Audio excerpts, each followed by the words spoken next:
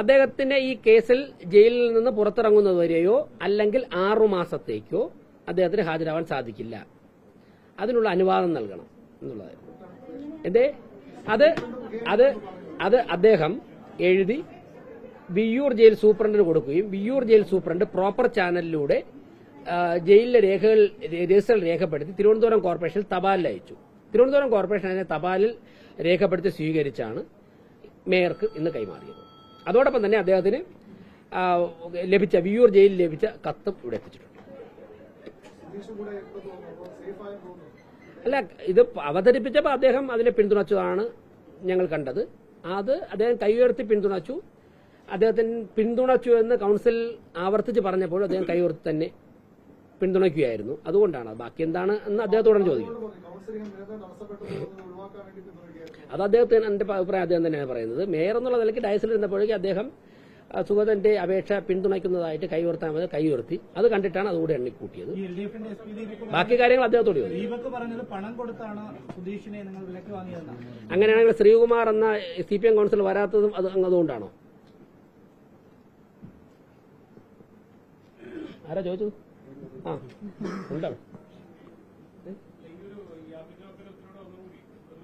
മാത്രമല്ല, ഞാൻ ചോദിക്കട്ടെ, ഒരു സ്വതന്ത്രനായിട്ട് ജയിച്ച ഒരു കൌൺസിലർ അദ്ദേഹത്തെ അങ്ങനെയൊക്കെ വഴങ്ങുന്ന ആളാണെന്ന് അങ്ങനെ പറയുന്നത് ദീപകിന് എന്താ സംഭവിച്ചത്? മുമ്പൊന്നും ഈ പ്രശ്നമില്ലായിരുന്നു ദീപകിന്. ഇങ്ങനെ കുറച്ചുകൂടെ ഒരാളിനെ അദ്ദേഹം ഇങ്ങനെ വാങ്ങിക്കൊണ്ടൊക്കെ മാറുമെന്ന് അധിക്ഷേപിക്കുന്നത് ശരിയാണോ?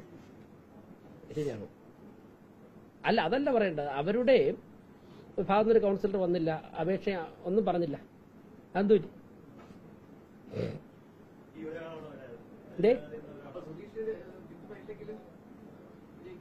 അല്ല, അതിനെക്കുറിച്ച് നോക്കിയിട്ടില്ല. നോക്കിയപ്പോ അവിടെ കൈ ഉയർത്തിയവരുടെ എണ്ണിയപ്പോഴേക്കും 50 പേര് കൈ ഉയർത്തിയിരിക്കുന്നു. അത് എല്ലാം വളരെ നമ്മൾ കുറെ കാലം കൊണ്ട് പൊതുപ്രവർത്തനം നടത്തുന്നുണ്ട്. ഇതൊക്കെ പെട്ടെന്ന് നമുക്ക് ചെയ്യാൻ പറ്റും. അല്ല, വ്യത്യസ്ത അഭിപ്രായം ഉണ്ടെങ്കിൽ നമുക്ക് ഇല്ലല്ലോ. എന്ത് അത് വളരെ ഭരണത്തിന് വേറെ തടസ്സവും സ്തംഭനമൊന്നും ഉണ്ടാവാൻ പാടില്ല. അതുകൊണ്ട് വളരെ പെട്ടെന്ന് അല്ല, അങ്ങനെയുള്ള കമന്റൊന്നും പറയുന്നില്ല. അങ്ങനെയൊന്നും പരിശോധിച്ചിട്ടുമില്ല.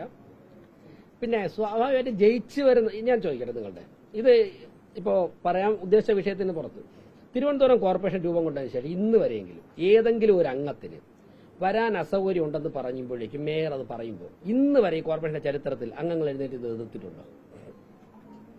ഞാൻ 5 വർഷം കൌൺസിലറായിരുന്നു. കഴിഞ്ഞ 6 മാസം കൊണ്ട് മേയറാണ്. എന്റെ അറിവിലില്ല.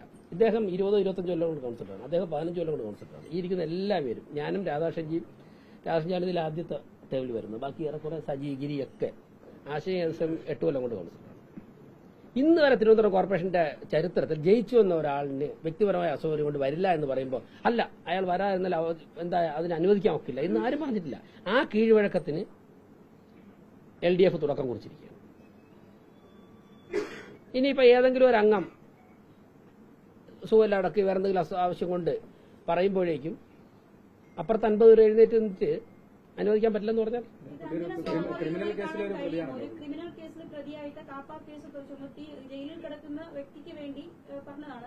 ജനാധിപത്യ സംവിധാനത്തില് ഓരോ വ്യക്തികളെ തെരഞ്ഞെടുപ്പിന് പോലും ക്രിമിനൽ കേസിൽ ഉണ്ടോ ഇല്ലയോ എന്നൊക്കെ പരിശോധിച്ചിട്ടായിരിക്കുമല്ലോ നോമിനേഷൻ പോലും കൊടുക്കുമ്പോൾ സൂക്ഷ്മ പരിശോധന ചെയ്യുക. അപ്പൊ ഇത് വളരെ സ്വാഭാവികമായിട്ട് പറയാൻ കഴിയുന്നതാണോ?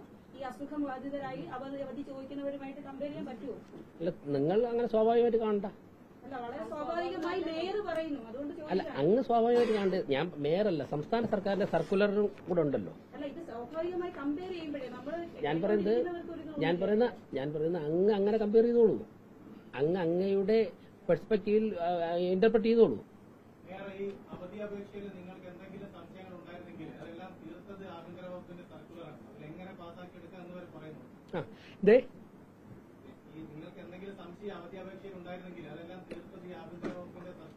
ഞങ്ങൾ ഡിപ്പെൻഡ് ചെയ്യുന്ന മുനിസിപ്പൽ ആക്ടിനെയാണ്. 91K section 91K municipal act, ഇതാണ് ഞങ്ങൾ ഡിപ്പെൻഡ് ചെയ്യുന്നത്.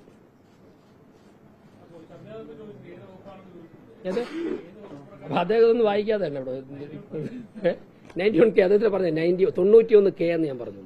ബുക്ക് 2 കൊടുത്തിട്ടുണ്ട്, എല്ലാ കൗൺസിലർമാരും കൊടുത്തു. ഓക്കെ, അതെ.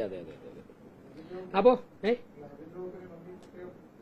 അയാൾ അറസ്റ്റ് ചെയ്തതിനാ അല്ല സർക്കുലർ വന്നതാണ് സംസ്ഥാന സർക്കാരിന്റെ സർക്കുലറാണ്.